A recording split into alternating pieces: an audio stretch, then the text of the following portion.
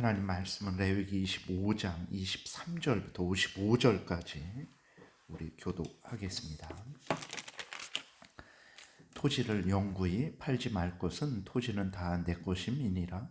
너희는 거류민이요 동거하는 자로서 나와 함께 있느니라.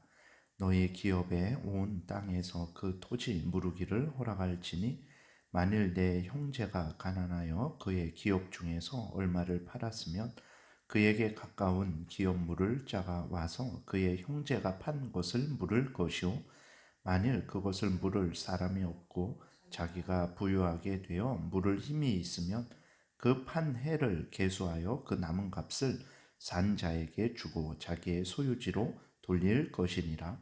그러나 자기가 물을 힘이 없으면 그 판 것이 희년에 이르기까지 산 자의 손에 있다가 희년에 이르러 돌아올지니 그것이 곧 그의 기업으로 돌아갈 것이니라.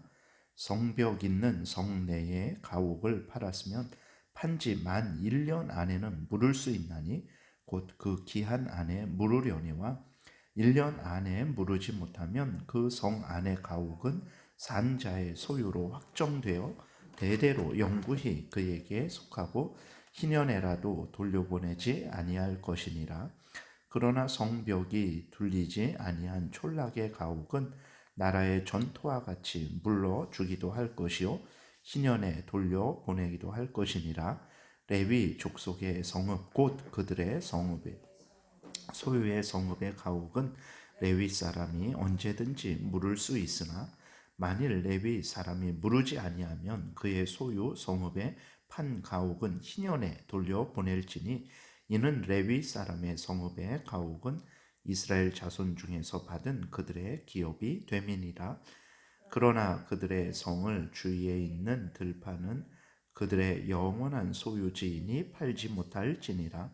내 형제가 가난하게 되어 빈손으로 내 곁에 있거든 너는 그를 도와 거류민이나 동거인처럼 너와 함께 생활하게 하되 너는 그에게 이자를 받지 말고 내 하나님을 경외하여 내 형제로 너와 함께 생활하게 할 것인즉 너는 그에게 이자를 위하여 돈을 구워 주지 말고 이익을 위하여 내 양식을 구워 주지 말라.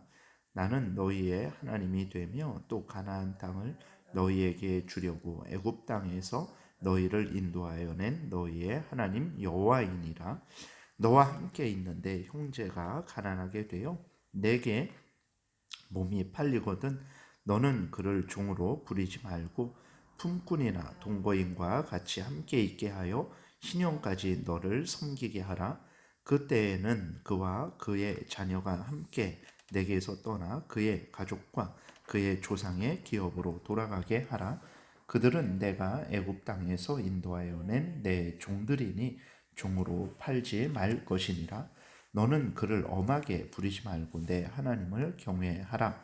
내 종은 남녀를 막론하고 내 사방 이방인 중에서 취할지니 남녀 종은 이런 자 중에서 사올 것이며 또 너희 중에 거류하는 동거인들의 자녀 중에서도 너희가 사올 수 있고 또 그들이 너희와 함께 있어서 너희 땅에서 가정을 이룬 자들 중에서도 그리할 수 있은즉 그들이 너희의 소유가 될지니라. 너희는 그들을 너희 후손에게 기업으로 주고 소유가 되게 할 것이라. 이방인 중에서는 너희가 영원한 종을 삼으려니와 너희 동족 이스라엘 자손은 너희가 피차 엄하게 부리지 말지니라. 만일 너와 함께 있는 거류민이나 동거인은 부유하게 되고 그와 함께 있는 내 형제는 가난하게 되므로 그가 너와 함께 있는 거류민이나 동거인 또는 거류민의 가족의 후손에게 팔리면 그가 팔린 후에 그에게는 속량받을 권리가 있나니 그의 형제 중 하나가 그를 속량하거나 또는 그의 삼촌이나 그의 삼촌의 아들이 그를 속량하거나 그의 가족 중 그의 살부치 중에서 그를 속량할 것이요 그가 부유하게 되면 스스로 속량하되 자기 몸이 팔린 해로부터 희년까지를 그 산 자와 계산하여 그 연수를 따라서 그 몸의 값을 정할 때에 그 사람을 섬긴 날을 그 사람에게 고용된 날로 여길 것이라. 만일 남은 해가 많으면 그 연수대로 팔린 값에서 속량하는 값을 그 사람에게 도로 주고 만일 신용까지 남은 해가 적으면 그 사람과 계산하여 그 연수대로 속량하는 그 값을 그에게 도로 줄지며 주인은 그를 매년의 삭군과 같이 여기고 내 목전에서 엄하게 부리지 말지니라. 그가 이같이 속량되지 못하면 희년에 이르러는 그와 그의 자녀가 자유하리니 이스라엘 자손은 나의 종들이 됨이라. 그들은 내가 애굽 땅에서 인도하여 낸 내 종이요 나는 너희의 하나님 여호와이니라. 아멘. 기도드리겠습니다. 살아계신 하나님 아버지 감사합니다. 오늘도 은혜를 내려주셔서 감사합니다. 하나님의 말씀을 전하고 듣습니다. 성령께서 역사하셔서 하나님의 뜻을 잘 깨달아 알게 도우시고 또 성경이 알려주는 대로 잘 믿고 따르게 도우소서. 감사드리고 예수 그리스도의 이름으로 기도드렸습니다. 아멘. 네, 23절에서는 이제 하나님이 토지는 하나님의 것이기 때문에 영구히 팔지 말라라고 이렇게 하십니다. 어제도 말씀드렸지만 이것을 공산주의식으로 토지는 인간 삶의 근본이기 때문에 이렇게 말씀을 하시는 것이다.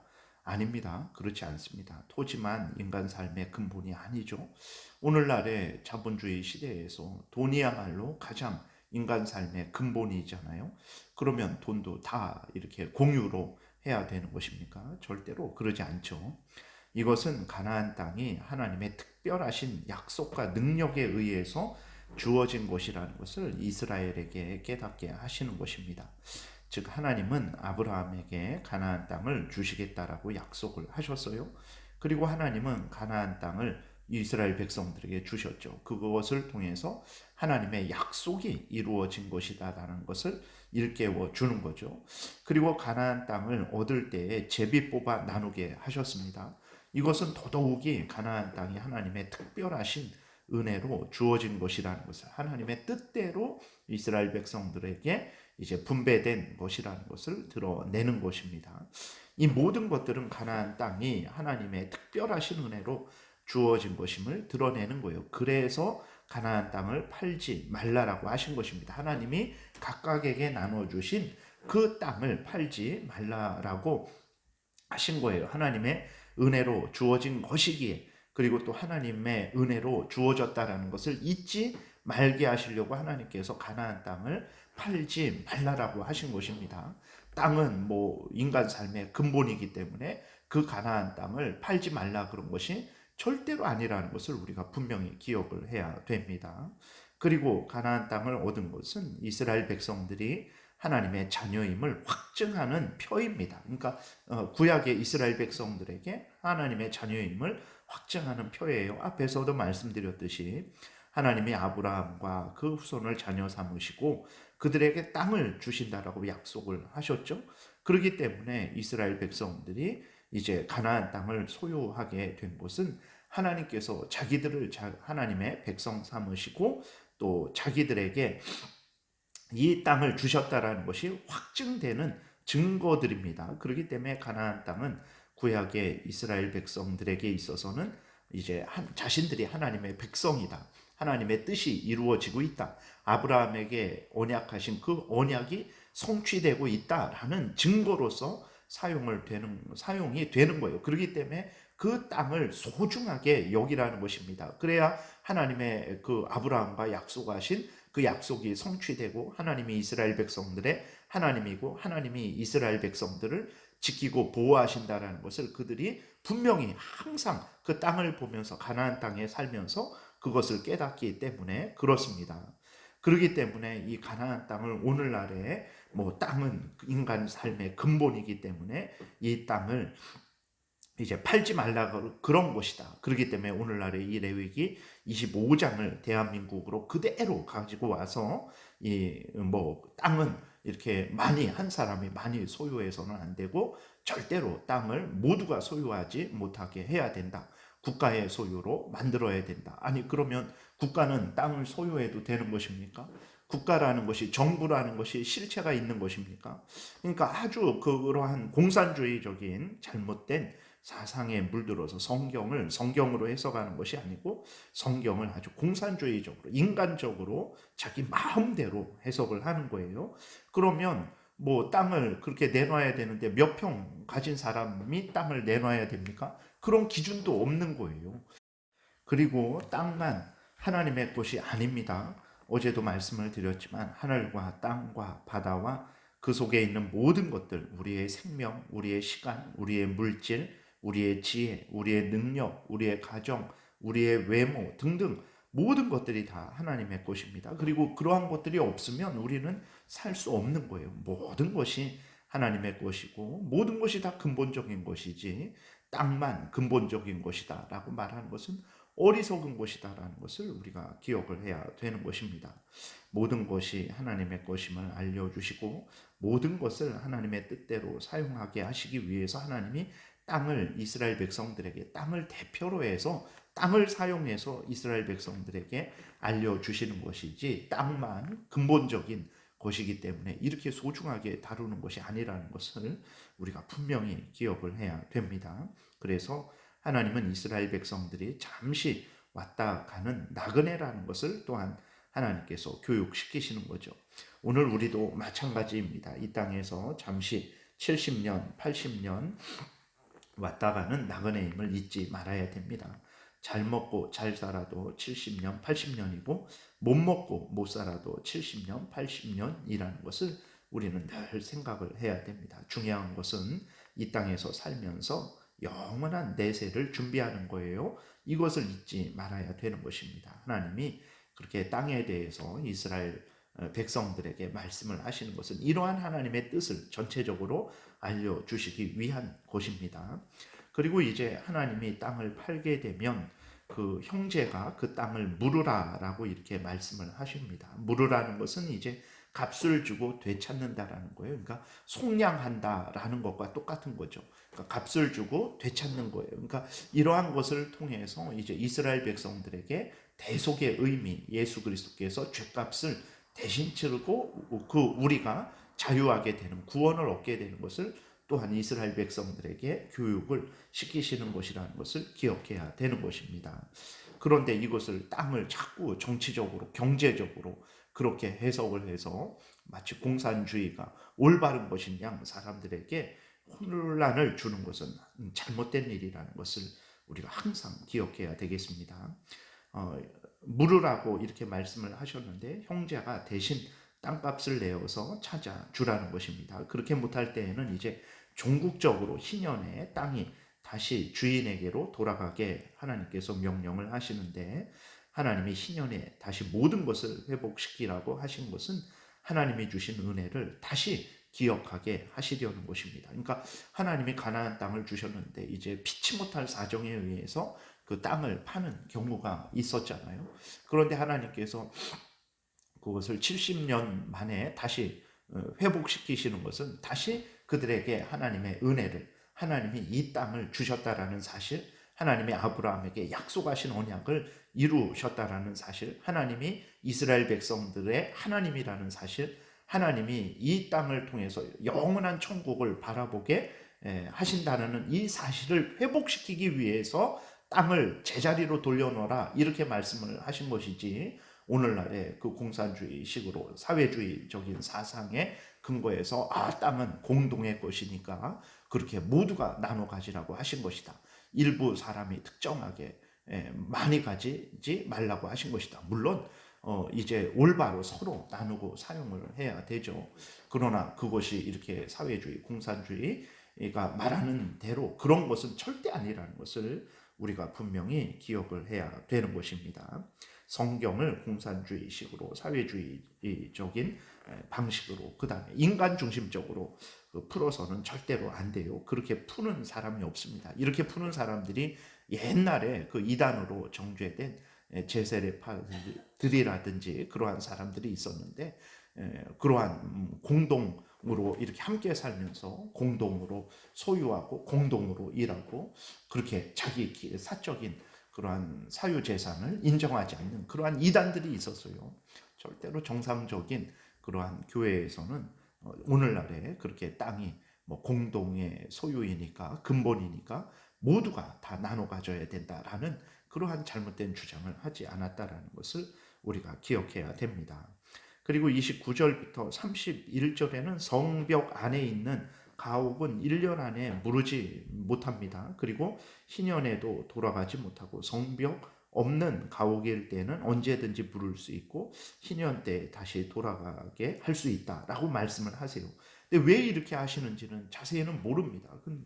성벽 안에 있는 땅은 성 안에 있는 땅은 특별한 땅이고 성 밖에 있는 땅은 그렇지 않은 땅입니까? 그러니까 이 모든 것들은 하나님의 뜻을 드러내는 것이지 그렇게 어떤 땅은 공동 소유를 해야 된다라는 것을 드러내는 것이 아니라는 것을 우리가 기억해야 됩니다.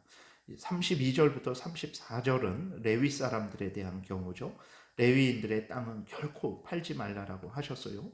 이것은 레위인들이 자신의 본분을 저버리고 다른 곳으로 옮겨 다니는 것을 방지하기 위해서 그렇죠. 하나님이 지정해 주신 곳에서 본분을 다할 것을 하나님께서 명령을 하시는 거죠. 35절부터 38절은 가난한 형제를 돕되 이자를 받지 말고 이익을 위해서 양식을 구워주지 말라라고 이렇게 말씀을 하고 계십니다. 왜 그렇습니까? 모두가 다 하나님의 백성들이기 때문에 그런 것이죠. 그 다음에 이제 39절부터 43절은 이스라엘 형제를 샀을 때, 즉 형제가 돈을 갚지 못했을 때 그를 종으로 삼게 된 때에는 어떻게 하냐? 종으로 부리지 말고 희년까지 섬기게 하라고 합니다. 그리고 희년 때에 다시 돌려보내라고 하죠. 왜냐하면 42절에 있는 대로 이스라엘 백성들은 하나님의 소유가 된 자들이기 때문에 그렇습니다.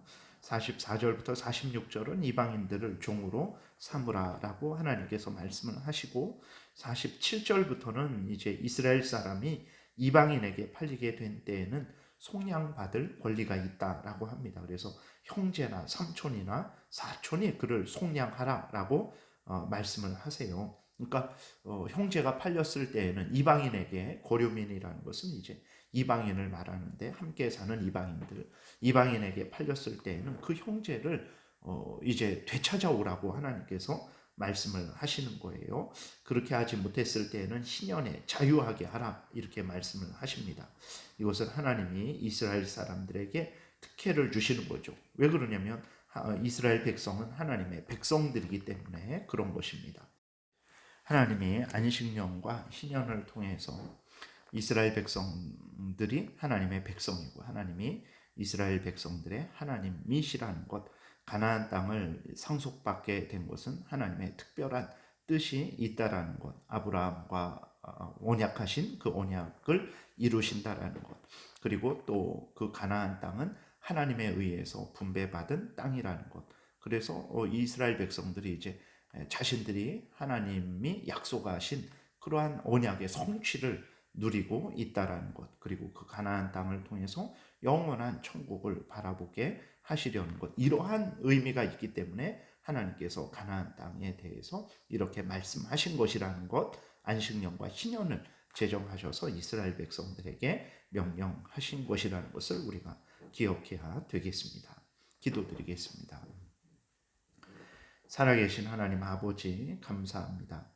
하나님께서 이렇게 이스라엘 백성들에게 약속하신 언약을 성취하시고 그 증거로 가나안 땅을 상속해 하시고 그 가나안 땅을 보면서 하나님이 그들의 하나님이라는 것, 그 다음에 그들이 하나님의 백성이라는 것, 그들 가운데 하나님의 뜻이 이루어지고 있다라는 것을 자세하게 알려주시니 감사를 드립니다. 이 모든 것들을 기록하셔서 우리에게 주신 것 역시 하나님이 우리 하나님이고 우리가 하나님의 자녀들이고 또 우리를 향한 그 약속이 지금 이루어지고 있다는 것을 우리로 깨달아 알게 하셔서 우리로 하여금 하나님을 경외하고 또 영원한 천국을 바라보게 하시려는 것이라는 것을 또한 다시 한번 깨달아 알게 됩니다. 하나님 아버지, 이 성경을 통해서 알려주시는 하나님의 뜻을 마음 깊이 새기고 이 땅에서 하나님의 자녀로서 하나님을 섬기고 하나님의 뜻대로 살아가고 영원한 천국을 바라보며 살아가는 우리 모두가 되게 도와주옵소서. 감사드리고 예수 그리스도의 이름으로 기도드렸습니다. 아멘.